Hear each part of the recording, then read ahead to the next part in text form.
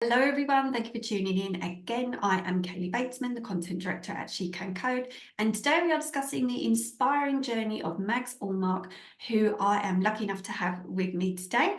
From taking a career break for family to becoming a lead delivery manager at Zuhlke, we're going to hear all about her incredible career path today and everything that she has learned along the way. Welcome Mags, thank you so much for joining us today. Hi Kaylee, thank you for having me. I'm really excited to be here today. Thank you for joining us. I know you're a busy lady and we'd love to hear all about your career journey so far today. So can we start with a little bit of background about yourself, please, just to set the scene for our ladies? Yeah, sure. I'm currently working as a lead delivery manager at Zuhlke. I've been here for over a year now. Prior to that, I worked at giffgaff for over 3 years as an agile delivery lead. I joined giffgaff following a career break where I took some time out to take care of my 3 young children. And prior to that, I spent quite a number of years working as a software engineer, both here in the UK and in Ireland. Lovely. And so many of our ladies that we talk to, they fall into tech. And I wanted to ask you a little bit about how did you end up in the tech industry? And when you were younger, did you ever think that you would say, I work in the tech industry? You know, what did you want to do when you were younger? To be quite honest, I changed my mind quite a lot. My primary degree was in psychology, sociology, and then I did a postgrad in business and financial information systems. And I really hooked on to programming there. I got really interested in building things, creating software.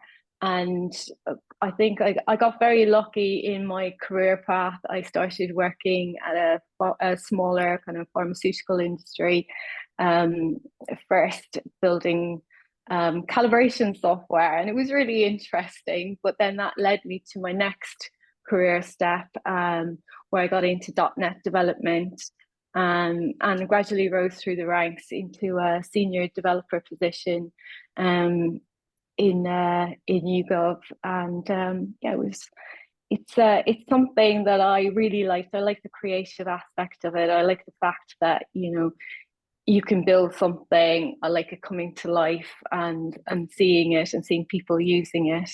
And also solving problems. I love the fact that you can build something that makes people's lives easier. So yeah, something I've always been passionate about. I love the fact that you just said a couple of things there that really resonate with our audience, that you didn't study computer science, that we love to hear that you don't have to study that to come into tech and you don't have to do that immediately at uni to go into a tech career. And also that you just said it was very creative, which is a lot of people don't think of the tech industry as very creative, but actually that drew you in. And did you think it was going to be creative when you started, or was that a surprise to you? I guess it was, but it's something that you find out as you get to know and understand the why behind what you're doing. So you're solving a problem for somebody, and that business aspect of it really drew me in. And I guess I worked at places that were smaller as well, and allowed me to actually get involved in those kind of conversations with key stakeholders, and gave me that opportunity to really understand it. And it put a different kind of, I guess, aspect to it. It wasn't just sitting there in front of a computer writing lines of code. So that was something that I really, really enjoyed. And I guess it was something that during my career break, I really managed to get more insights into, and more involvement with, through some of the things that I went on to do via my blog at the time. So Yes, yeah. your blog, I'm pleased you mentioned that because I knew that you started a blog when you went on your career break. What motivated you to keep your skills sharp and maintain a tech blog during that time? Not a lot of ladies think of doing that. What made you want to do that? I guess I was motivated by several factors. It was that passion that I had about technology, but also being conscious of how quickly things change. And I really didn't want to lose touch with that. Starting my blog happened quite organically, though. It grew from being a parent blog to me finding a niche in apps and educational tech focused at children. And so I started working with app developers and got involved from the really early stages of app design and all the way through to testing and branching into the marketing side, representing them at conferences and doing things like blogger outreach. It was it allowed me to gain a whole new set of skills at the time. And the great thing was that I could involve my kids as well, because they were the target users. And it just gave me that creative outlet that I needed during my break. It allowed me to continue to explore, I guess, new concepts, experiment with ideas. And, it kept me in touch with like-minded people and connected with the kind of world that I wanted to, I didn't want to just leave it behind. And it was something that really helped keep me sane as well with 3 kids. So yeah, it was a very enjoyable kind of thing to do at the time. Yes, yes, and you mentioned there you have 3 children, so I wanted to touch upon the challenge of balancing family and career, and how were you influenced by the decision to rejoin the workforce, and how did you navigate the challenges of balancing a family and a career? Well, I've got 3 kids. I've got my oldest son is currently 14, and I've got 10-year-old twins, boy-girl twins. And there was a day when my daughter, she was only about 4 at the time, I think, she turned around to me and she said, "Mommy, when I grow up, I want to be just like you and have babies." And it took me back a bit. I mean, it was lovely to hear that. Everybody wants to hear that your daughter wants to be like you. But I started to recognize the fact that my actions were shaping her perception of what women can achieve. And I was really conscious that I needed to, and I really wanted to set that kind of positive example for her. I'd always been the person that pushed myself really hard through school and uni and worked myself up to that kind of level of software engineer. And I wanted her to know about that. And I wanted her to have that same kind of goal and motivation as she grew up. Along with the boys as well. I wanted the boys to recognize the importance of having a mother that was, pushing to do that. So yeah, it was what my daughter had said at the time. And I guess it was also I had come to a point where I was ready to return to work. I wanted to get back out there. My blog had taken me so far, but I still felt like I needed more. Yeah, it was that initial inspiration, and it was my passion, I guess, as well, and drive. So. It's interesting that where you said the push was from there, because usually when I ask ladies that question, they say, "Oh, it was somebody in previous company that I'd worked at, or somebody was trying to encourage me to come back in." And yours came from inside your family unit, and it was your daughter who said it to you, and what a knock-on effect that they had for you. That's a lovely story to share with our ladies, that you can receive encouragement from absolutely anywhere in your life. Talking about re-entering the workplace, in your experience of that, what changes have you observed in the landscape for women re-entering the workforce, and why do you think the push for this has faded somewhat? Yeah, I guess over the past few years, there's been that growing kind of emphasis on diversity and inclusion in hiring practices in particularly. And, you see that some companies are really seeking to tap into things such as, women returning to work. And I think there was a time where that was happening quite a lot. I'm not sure if that's starting to fade. Maybe it's just one of those things that happens. Maybe it's complacency or a sense of achievement that people have already achieved that companies have achieved that gender equality in the workplace. And there could be a variety of factors. But I have noticed that there's less kind of return to work schemes now than there was when I initially started working.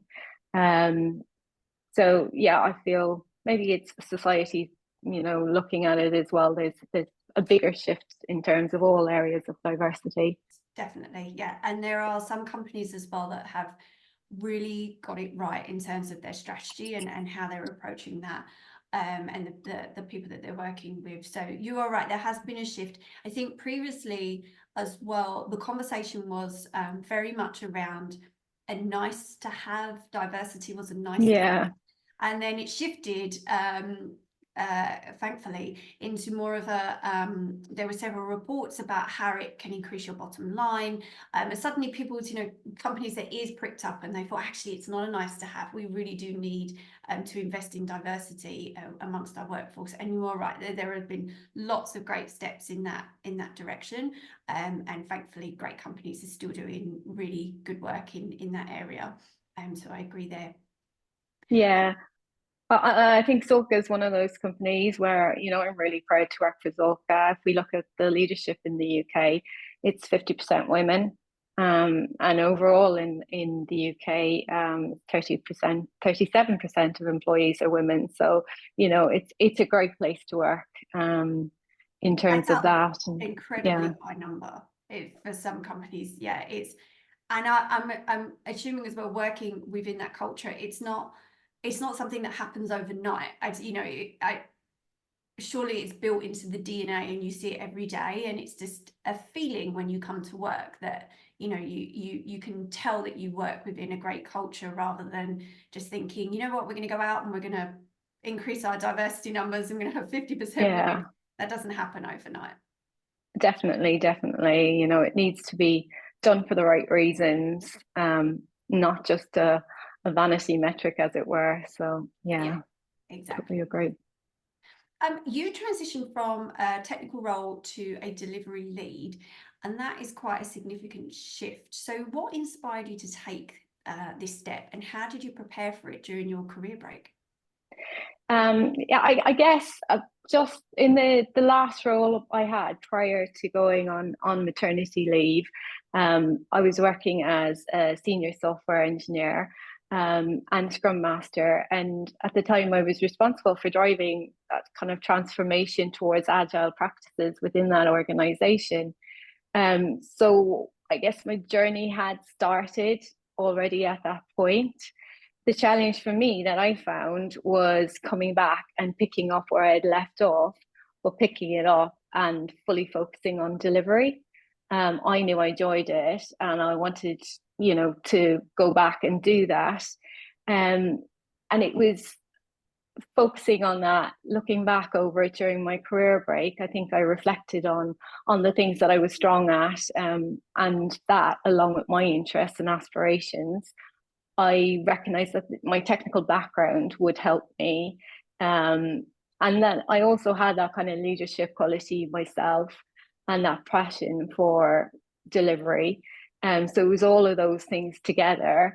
I found they inspired me to kind of explore those opportunities to get back into that role and solely focus on a delivery role, as opposed to trying to get back into the engineering side of things as well. And I did a number of things to prepare for this. I knew I needed to get myself sharp when it came to, certifications. I did some certifications during the time. I took online courses.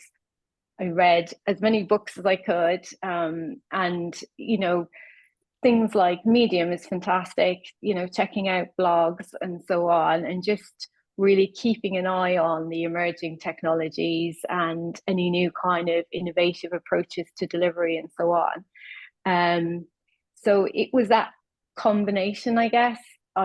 Combination of my own self-awareness, what I liked, what I was good at, my professional development, which included what I had done while I was on career break, and also that passion for leadership. I wanted to lead, and it was just being proactive really during the time, and being able to position myself so that I was confident enough to get back in and embark on that kind of next chapter really. Yes, because you mentioned their certifications and everything that you needed in terms of training, and that's obviously an incredibly important part of coming back in for a new role. What about the other side of things? So you mentioned there a little bit about the confidence side, and when you come back from a career break, obviously interviewing must be incredibly daunting. How did you overcome imposter syndrome and successfully land your role at giffgaff? You've got the Yeah, tattoos. How did you feel going into that interview? it was definitely, interviewing after the career break was daunting. I think it was that combination of like self-awareness and preparation and resilience. I accepted that, you know, imposter syndrome is something that's common, and I had to, you know, accept the fact that I was stepping out of my comfort zone, and that helped me put it into perspective really. And I just needed to give myself almost some coaching before I went into these interviews, and so that I had the confidence that I needed. um what I found really helped me though was to focus on highlighting my strengths and skills and the experiences that I had during the interview. Looking back on, you know, my achievements both during my previous work and things that I could call out of my time during my career break, and just having those kind of concrete examples ready so that I could demonstrate it to potential employers that, you know, I did have the skills needed. Um, I also got a lot of support from my husband in particular, and my family and friends. And knowing you had people behind you believing in your abilities, that was one thing, you know, that yeah, I needed that. And you know, I think once I got that first interview out of the way, I actually found I started to enjoy them. You know, it was really nice to be back talking about the things that I was passionate about with these prospective employers. And, you know, it was a two-way conversation. I was learning about their needs and expectations, and I felt that I could add value and was really excited for the next kind of stage in it. I think other things that helped me was just that preparation, really researching the company, you know, familiarizing yourself with the culture and work, looking up people on LinkedIn, knowing that you've got what you know, the information that you need. And I practiced lots of the common interview questions. All of these things made me feel a lot more confident and equipped to head into the interviews and really articulate my skills and the experiences that I've had in the past, you know, effectively. So it was, you know, that I think it was also really important to be resilient when it came to the knockbacks, you know, learning from them, not letting them get you down, knowing that feedback that you get from following an interview would really help you in the next one. And yeah, I enjoyed it, to be honest. I, you know, got to a point where it became really enjoyable. So I mean, that's brilliant to hear. It's also brilliant to hear that you said it takes practice. I think a lot of that's something we discussed on this podcast before as well, that a lot of ladies think, especially graduates, you go into your first interview and you're going to be great, or you know, at least you think that you're going to nail it in your first interview, but you quickly realize it does take practice and you need yeah. to warm up a little bit sometimes. And I remember being a graduate and thinking, I wish somebody had told me in my first interview that I wouldn't feel actually very comfortable until at least my fourth. You need that Yeah, little yeah. practice. Definitely. And I think it is that recognizing it's a two-way thing. You know, the person who's interviewing you wants you to do well just as much as you yourself want to do well. So Yeah, having and that kind of a mindset. yes, exactly, and settling into that, and as well knowing that, you know, you had those new skills and thinking as well, do I want to be part of this company, instead of always thinking, you know, it's you are correct in there. It is a two-way street. Do I want to be part of that company, and do they want me to come and join their company? Out of curiosity, did you also feel that becoming a parent, you learned a lot of skills that you hadn't previously had before? So going into an interview, did that all seem, you know, you could just, yep, I'm a parent now and I've learned this, this, and this? Absolutely. I mean, you're going to have your hardest kind of challenges, and stakeholder management is probably one of those skills that you pick up through parenting. And yeah, I mean, especially with twins, you know, it was a lot of juggling and so on. So yeah, I think Yes. I learned a lot from the parenting side in those early years. Yeah, new skills. I had somebody tell me the other day that they are really good at negotiating now. They could be chief negotiator, because sometimes having to talk to children and try and convince them to do things that you need to get them to do. They picked up so many skills as parents, which they didn't quite realise until they went back into the workplace and then realised how organised they'd become, for instance. So yeah, it can be daunting, obviously going back, but at least you was armed with all of those new skills as well. Definitely, totally agree with that one. Yeah. So now you are lead delivery manager at Zuhlke. How do you see the importance of diverse perspectives in leadership roles, and what advice do you have for others aspiring to take on leadership positions in the tech industry? Yeah, I think it's really, really important to have that kind of diverse perspective, especially in the tech industry. You know, having people that can bring that richness of ideas and experiences and viewpoints to the table is really invaluable. You know, it helps when it comes to problem solving, and you can really see the benefits of it for both teams and organizations. And I think having diverse leadership, it promotes inclusivity. It creates that kind of supportive environment where you feel that doesn't matter what background you're from, your opinions, you feel valued, respected, and empowered to contribute and ultimately be your best self.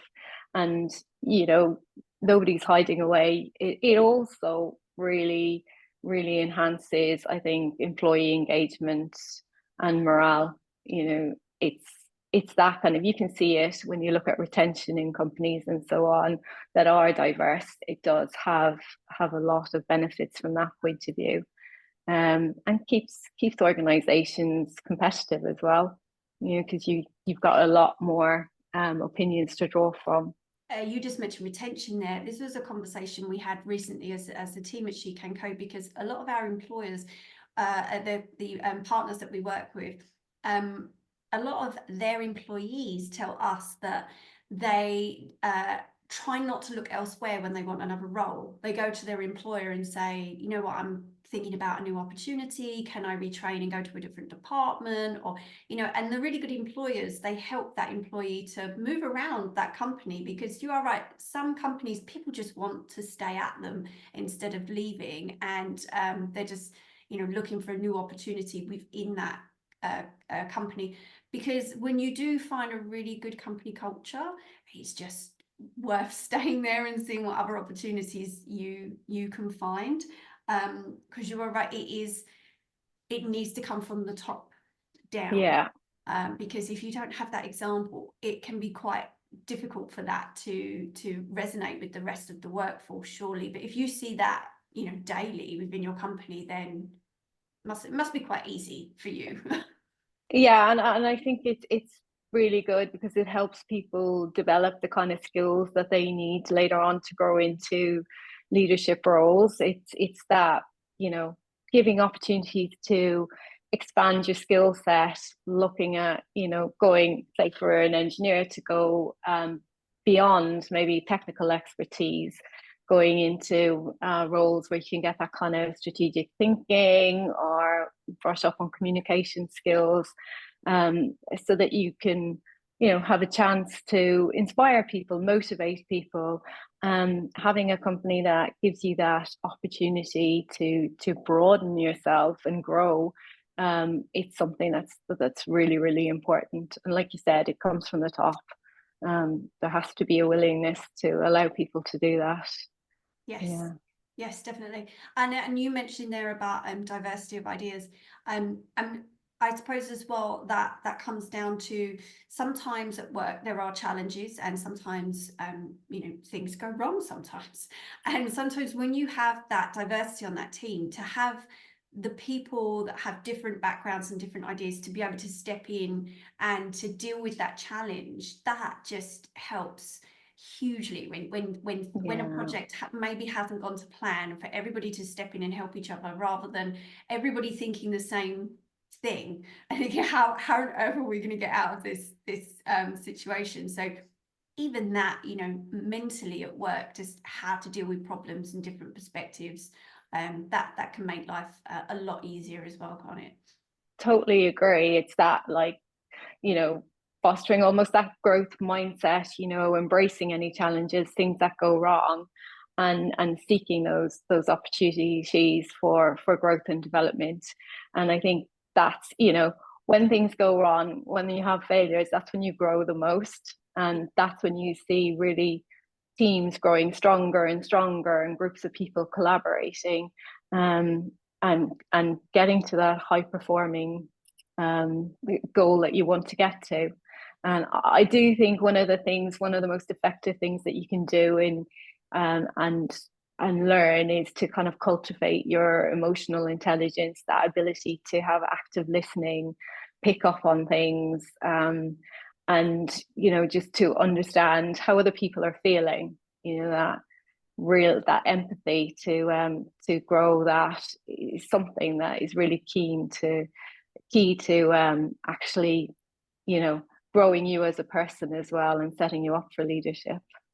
Yes, definitely. Yes, I love that, setting you up for leadership. You're right. And because good teams, diverse teams, they do grow from each other. And when there are problems, good teams turn inwards, help each other, they listen to each other. You're absolutely right. And all of that, though, comes down to, again, whether or not you land yourself in a great culture that gives you the space to do that, for you to then grow and move on to your next leadership position. You have had a successful career journey. So looking back on that journey, are there any key lessons or pieces of advice that you would offer to individuals, especially women, who are contemplating returning to the workforce after a career break? Yeah, I think there's a couple of things I think of. First off, it's believe in yourself. Don't forget that you've got valuable skills. Maybe you've taken some time out, but just recognize that you have those skills, and the experience that you've had during your time out have probably helped you. You've got to trust in that, and really, that will give you the confidence that you need to embark on returning. I think it's really important as well to try and stay connected via LinkedIn or with former colleagues. Find mentors that can help you, that can guide you and encourage you when you want to return to the workforce. And also keep learning, keep your hand in, as it were. Just look out for ways that you can continuously learn and develop, whether that's via reading stuff online or taking courses or attending meetups. I think that really helps you remain relevant and puts you in a good place when you want to get back into the job market. I think it's important as well to be flexible. So, consider opportunities that you may not have done so before. Maybe it's things that don't necessarily align with your skills, but it's something that you can grow into. I think that's important. And maybe you want to return to work, but you're not ready to return full time. So consider, do you want to do it part time? Is there opportunities to do a remote return to work? Would that make it easier for you? So I think you've just got to find your right way to transition properly back in, and just really prepare. invest your time and effort into returning, I think you've got to take time to review your CV, start with your CV, polish it, tailor it to where you want to go. What goal, what career do you want to try and target? I think you've got to take a step back and look, okay, where are the skills that I have now that are relevant to that? What kind of stuff that have I done during my career break that is now relevant? And don't try and hide a career break either. If you take time out to look after children, I don't think this, you don't need to hide it. It's okay. People are actually, I found during interviews, were really interested to hear about what I had done. And I think it really helped me. So that's one thing that I would definitely say. And then finally, resilience, you've got to adopt that kind of, you've got to expect there'll be challenges. You'll have setbacks, you'll have knockbacks, but that's okay. It's something that you can learn from. Don't let it get you down. You'll get there, and just keep picking yourself up and growing. And I think that's something that's really, really important. Those are probably the main things when you're thinking about returning to work. And then I guess one thing that I would also say is when you do get back there and you're in that position, pay it forward, think about the people you can help. I know I've done some mentoring in the past, which I really enjoyed, and helped people like me, helped some students who were grads about to return to start work, and you can really help people gain that confidence. So it's something that I would also consider doing. Brilliant advice. And the fact that you said networking and then paying it forward, and just sharing those stories, which is something obviously that we advocate for so much at She Can Code, just connecting with other people that are feeling the same way, that it's okay that you're feeling that way, and to share your experiences. Because did you have a little moment where you thought, oh gosh, it's just me, and I'm feeling a little bit on my own, I don't know where to start? And if somebody had reached out to you like you now reach out to other people, I mean, would that have really given you a nice nudge to think maybe I should have done this sooner, or it would have just really picked up your confidence? How were you feeling at the time? Yeah, I think I went through a mix of emotions. It was like my decision to go back. I was like, right, I can do this, and I was all gung ho. And then you get your first interview, and it's like, oh my God, am I ready for this?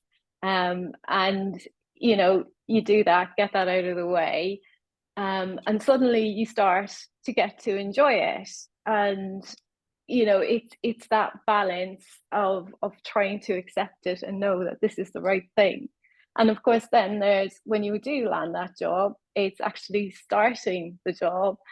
And I felt like I had so much to prove because I wanted to make sure that I could hit the ground running. And I think that's the thing that really pushed me when I got back to work. I did manage to hit the ground running, and it's something that I was proud of at the time, and I still am, and something that was very important to me to be able to do, because I didn't want to leave down these people who had taken a chance on me and hired me. I wanted to prove that I was worth hiring. So yeah, it was quite a roller coaster at the time. Yeah. But one of the many pluses though of hiring somebody that is returning to the workplace, because you just nailed it in what you said there, that you wanted to work harder than you'd ever worked before because you wanted to prove that you could do it, and that surely as well that makes you such a loyal employee because of coming back from a career break, and just a brilliant example of why more companies should hire people that have been on a career break. Definitely. I think people shouldn't feel that just because they've taken time out that they've lost skills. The way I see it is you never really lose skills, you gain different ones, and you can brush up and pick up on the ones that you had before, and you're growing as a person. And at the end of the day, I think it's coming back and finding something that works for you as much as, you know, you working for a company. It's a two-way thing. So Yes, definitely. Well, Max, we are already out of time, and I could keep talking to you about this all afternoon, but thank you for sharing your story of resilience, and we're going to keep hearing about your story in the future, hopefully, as well as it continues. So thank you so much for taking the time to chat with us today. It's been an absolute pleasure. thank you so much for having me. I've really enjoyed it. Thank you. And to everybody listening, as always, thank you so much for joining us, and we hope to see you again next time.